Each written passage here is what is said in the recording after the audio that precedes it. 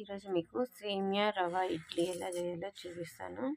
నేను 1.5 కప్పు రవ తీసుకున్నాను, 1.5 కప్పు సేమియా తీసుకున్నాను. ఇందులోకి నానబెట్టడానికి పెరుగు వేసుకుంటున్నాను.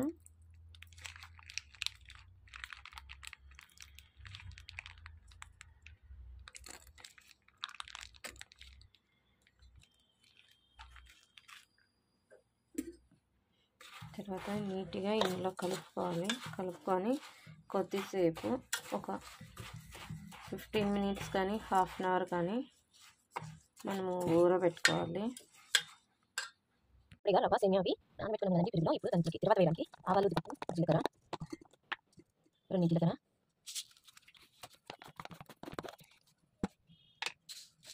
2 ఆవాలు, 2 మంచినపప్పు,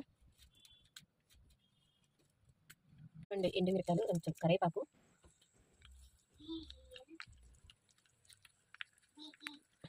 అవి బాగా వేపుకోవాలి. అందులోకి కొంచెం ఇంగువ వేసుకుంటాము. కొంచెం ఇంగువ, కొన్ని జీడిపప్పు. చూసారా, ఇలాగా అన్నీ వేసి వేపుకోవాలి. యాక్చువల్గా ఈ వంట మా మమ్మీకి నేర్పించారు. మా మమ్మీ నుంచి నేను చూసి నేర్చుకున్నాను. పొద్దున్న బ్రేక్ఫాస్ట్కి ఈజీగా అయిపోతుంది. యాక్చువల్గా ఇలాగా తిరువాత పెట్టుకున్నాక బాగా వేగినాక ఇవి తీసి ఇంతకుముందు మనము నానబెట్టుకున్న పెరుగు అవి ఉన్నాయి కదండి,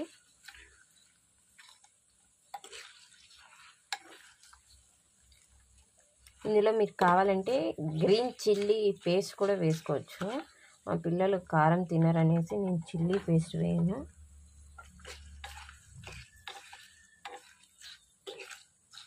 ఇప్పుడు ఇది తిరువాత బాగా వేగిపోయింది కదండి, ఇది తీసి మనము పెరుగు నానబెట్టాము కదా సేమియా రవ్వ దాంట్లోకి వేసుకుంటారా. ఇప్పుడు మనం ఇందులోకి వేసాం కదా, ఇందులో వేసిన తర్వాత ఇది నీట్గా మనము కలుపుకున్నాక మనకి ఇందులో వాటర్ మనకి ఎంత కావాలో అంత వేసుకొని ఇడ్లీకి సరిపడే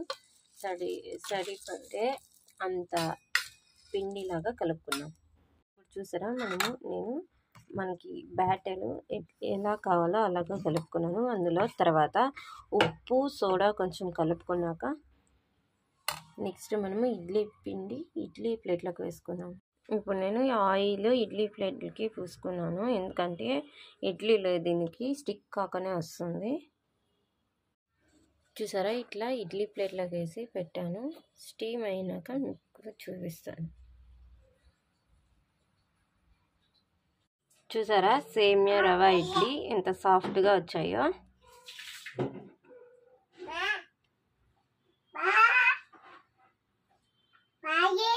మీరు కూడా లైక్ చేయండి, షేర్ చేయండి, సబ్స్క్రైబ్ చేయండి.